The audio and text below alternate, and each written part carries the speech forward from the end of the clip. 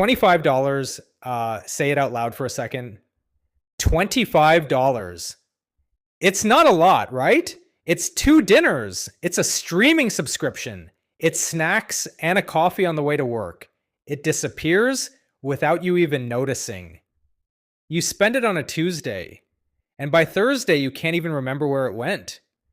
But what if that same $25 put away every single week could one day pay you more than your actual job? I'm not talking about a get-rich-quick scheme.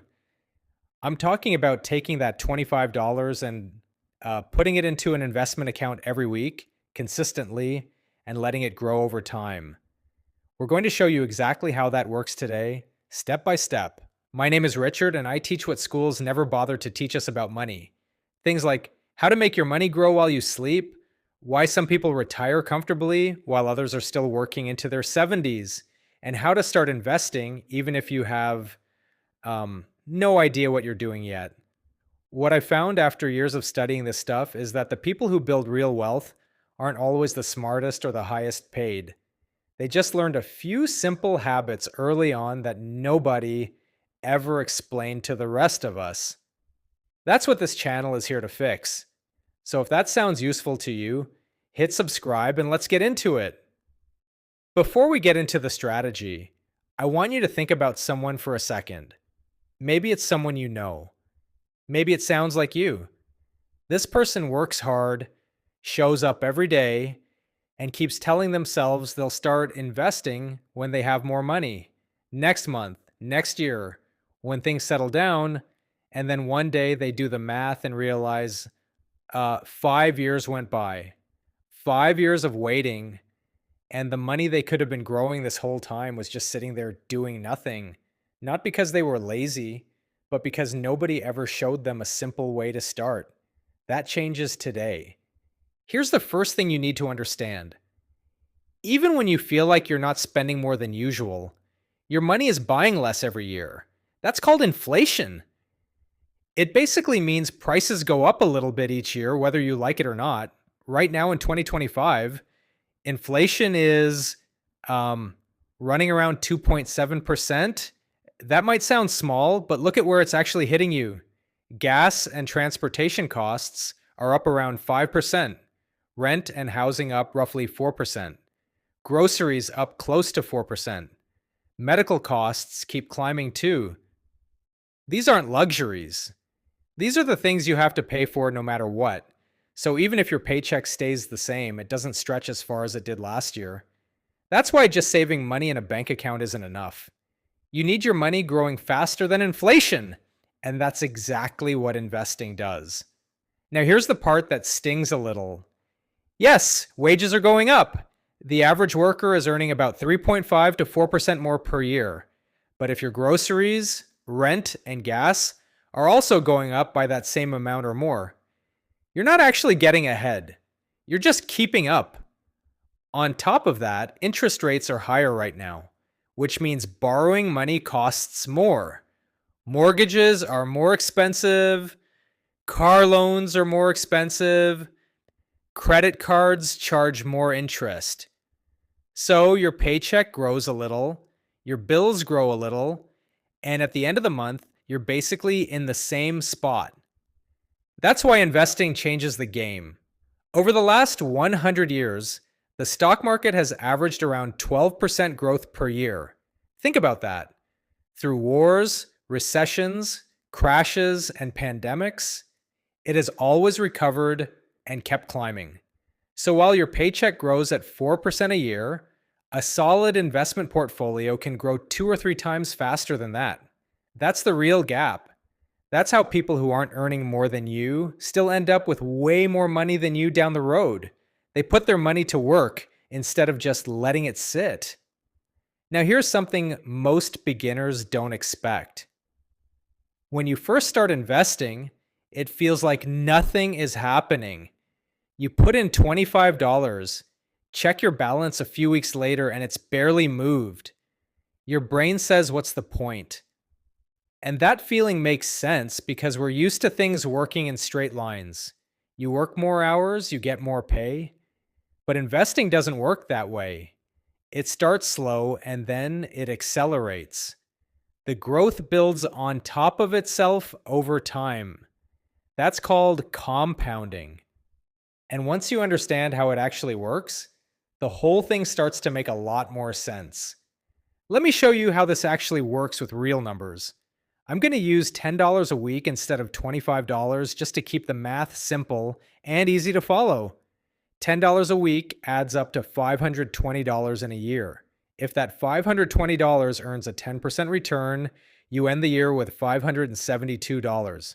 Not exciting yet. But here's where it gets interesting. In year 2, you add another $520. Now you're earning 10% not just on the new money, but on the $572 that's already sitting there. So you end year 2 with about $1,201. In year 3, same thing. You add $520, earn 10% on the whole pile, and finish the year at around $1,893. The amount you're adding hasn't changed, but the growth is getting bigger each year because the base is getting bigger. Think of it like a snowball rolling down a hill. At the top, it's tiny. You could stop it with one hand, but as it rolls, it picks up more snow. And the bigger it gets, the faster it grows. By the bottom of the hill, it's unstoppable. Your investments work the same way. The early years are the top of the hill, boring and slow, but they're building the size that makes everything else possible. The worst thing you can do is pull the snowball off the hill before it picks up speed. Here's the mindset shift that makes all the difference. Stop measuring whether your portfolio grew this week. The market goes up and down constantly, and that will mess with your head. Instead, ask yourself one simple question every week. Did I invest? That's it. That's the whole job in the early years. Stay consistent, keep adding to the pile, and let time do the heavy lifting. Once that habit is locked in, the next step is knowing exactly where to put that money. A lot of beginners start by picking individual stocks. They see a company they like, buy a few shares, and then one bad news story comes out and their money drops fast. The problem with owning just one or two stocks is that all your money is tied to one company's performance. If that company has a bad year, you have a bad year. It's too risky, especially when you're just starting out. Index funds solve that problem. Instead of owning one company, you own a tiny piece of hundreds or even thousands of companies all at once. So if one company struggles, it barely affects you because the others keep growing. Think of it like a sports team. You don't win championships by relying on one player. You build a full roster so that if someone has a bad game, the team still wins. Index funds are basically a full roster of companies working for you at the same time. When picking where to invest for the long term, 5 things really matter. First, own a lot of companies, not just one or two. Spread the risk out. Second, make sure you're covered across different industries and different parts of the world, because what's growing today might not be growing next year. Third, look for dividend growth. A dividend is basically a company paying you cash just for owning their stock. The best funds have companies that increase that payment every year, which means your income keeps growing on its own. Fourth, stick with funds that have a long track record through good markets and bad ones. Consistency matters more than chasing whatever's hot right now. Fifth, keep fees low. Even a 1% annual fee sounds small, but it quietly eats away at your returns over decades. Zero or near zero fee funds keep more of your money growing for you. Most people think you need a financial advisor, a big account, and a lot of money to start investing properly. That's not true. Fidelity lets you open a free account in under 30 minutes and start with as little as $5. No market knowledge needed, no charts, no complicated decisions. The strategy we're covering today is simply 5 funds, $5 a week into each one, and time. That's the whole thing. Let me walk you through each fund now. The first fund is the Fidelity Zero Total Market Index Fund, ticker symbol FZROX. When you put money into this fund, you're basically buying a tiny piece of the entire US stock market all at once. Big companies, medium companies, small companies, every industry, all in one place. It grows at around 14% per year on average, and it pays dividends that have been growing at about 7% a year. The best part is it costs you absolutely nothing in fees to own it. Every single dollar you put in is working for you. The second fund is the Fidelity US Sustainability Index Fund, ticker symbol FITLX. This one focuses on companies that are considered responsible and forward thinking, meaning they score well on things like environmental impact and how they treat their employees and run their business. These aren't just feel good companies. They tend to be well run, growing businesses that are increasingly in demand. This fund grows at around 14% per year, and its dividend payments have been growing at over 15% a year, which means the income it generates keeps increasing over time. The third fund is the Fidelity Growth and Income Portfolio, ticker symbol FGRIX. This fund does two jobs at once. It grows in value over time and it pays you income along the way. It invests in solid, established companies that generate reliable cash. What stands out about this one is how fast the dividend is growing. The dividend growth rate is 27.47%, which means the income this fund pays you is increasing quickly year over year. It also grows in value at around 10% per year, so you're getting both growth and rising income from one fund. The fourth fund is the Fidelity Dividend Growth Fund, ticker symbol FDGFX. Think of this one as the steady and reliable fund in the group. It focuses on companies that have been consistently raising their dividends for years. These are boring businesses in the best way possible. They don't make headlines, but they keep growing their payouts no matter what the market is doing. The price doesn't shoot up as fast as the others, around 5% per year, but that's not its job. Its job is to keep your income stream stable and growing, especially during rougher market periods.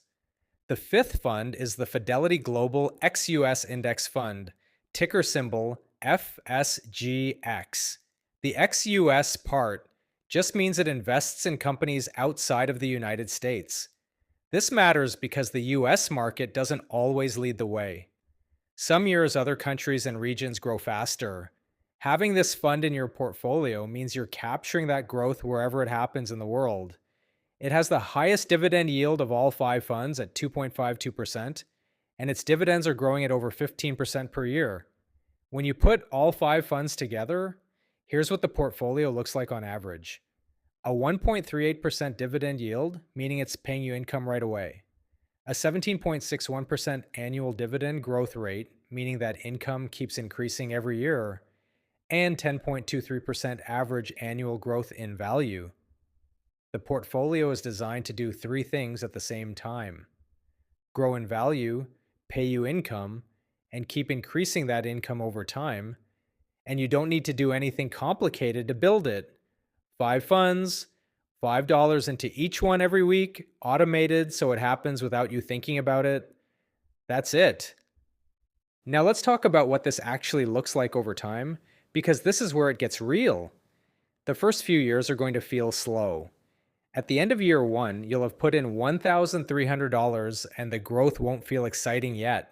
That's normal and that's fine. The people who understand this stay in.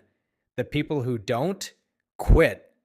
And quitting early is the single biggest mistake a beginner investor can make. By year 10, the portfolio grows to around $23,000 and is paying about $500 a year in dividends. The snowball is rolling. By year 20, it climbs to roughly $113,000 and is paying nearly $5,000 a year in dividends. That's over $400 a month in passive income just from $25 a week.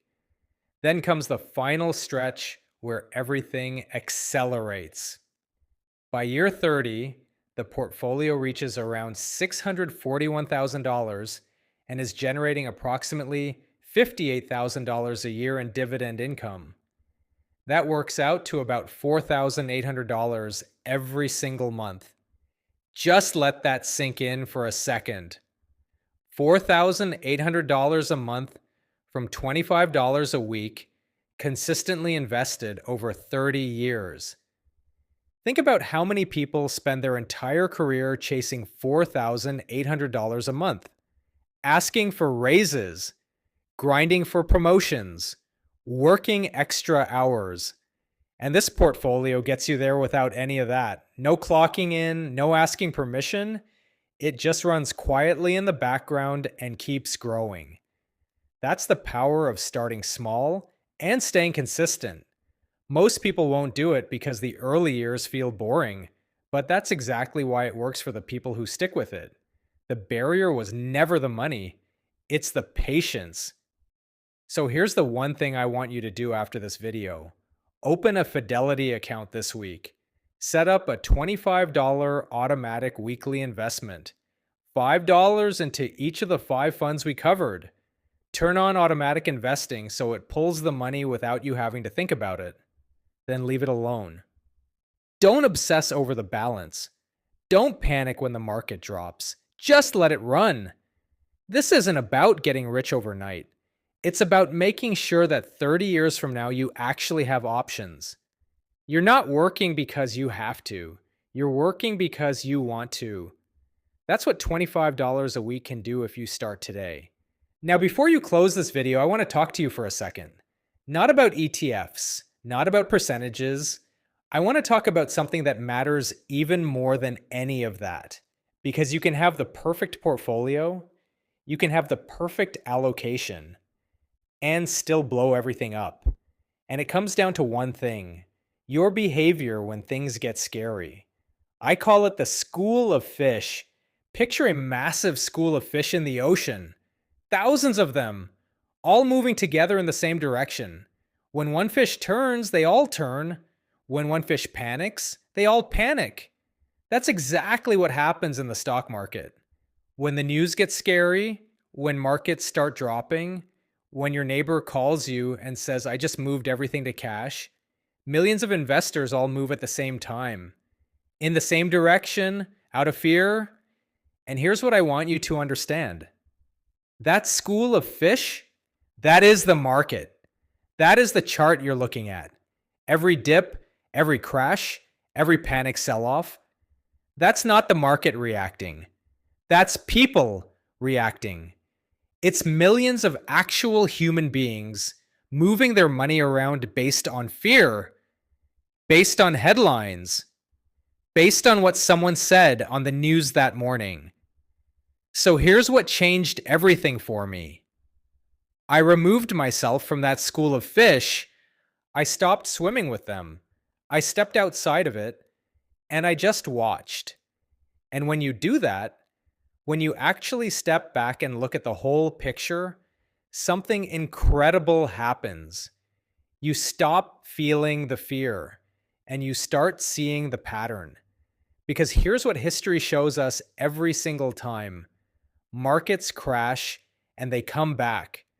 Sometimes they come back even stronger than before. The 2008 financial crisis felt like the end of the world. People were pulling money out left and right. The school of fish was in full panic mode. But the people who stayed invested, who didn't sell, who held their positions through the fear, they didn't just recover. They went on to see some of the greatest gains in stock market history over the next decade. That's not luck. That is patience. That is what separates the people who actually build wealth from the people who stay stuck. And I want you to really hear this next part because this is the most important thing I will ever say on this channel. The moment you take your money out is the moment you lose. That's it. That's the whole game. It doesn't matter if the market is down 20%. It doesn't matter if the news is telling you to sell. It doesn't matter if everyone around you is panicking. The second you pull your money out of these ETFs, You lock in your losses permanently. You break the compounding, you restart the clock, and you're no longer on the road to where you want to go. Think about what we talked about today.